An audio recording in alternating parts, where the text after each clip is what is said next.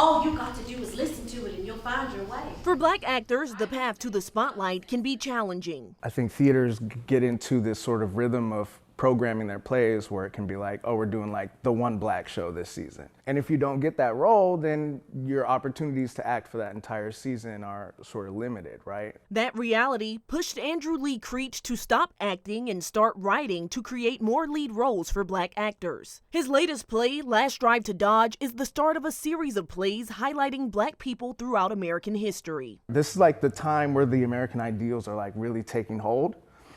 And so I wanted to explore this period of transition, but through Black lens in this time period that is typically whitewashed. Andrew thanks the Hansberry Project for helping bring this vision to life. Since 2006, the organization has been giving Black artists a space for expression. We support any theater that is putting up a Black show, that is showcasing the work of Black playwrights and hiring and giving work to Black theater artists and technicians and designers. Valerie Curtis Newton says sometimes that support means paying for health care or advertising, not only in Seattle, but across the country. She co-created the project named after Lorraine Hansberry, the first Black woman to have a play performed on Broadway. It's very, very gratifying.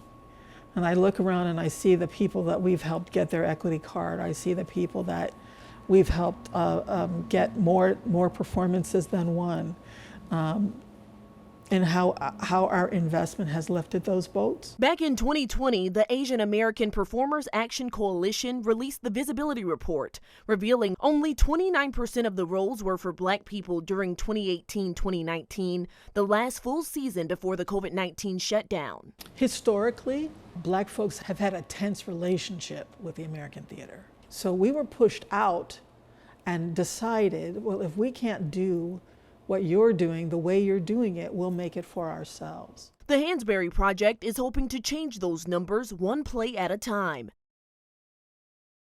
But in a city like Seattle, filling the seats with more Black faces is a difficult task.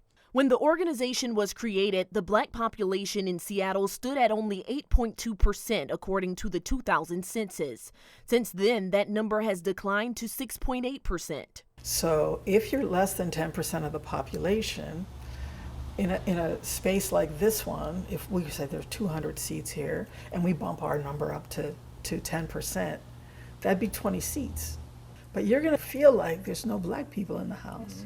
No matter who is in the audience, their goal is to make sure that Black people are showcased in their full humanity. I've had Black women come up to me specifically in tears, feeling like they feel seen and represented, and which to me is like the biggest compliment. A sign that nearly 20 years later, the Hansberry Project is still making an impact.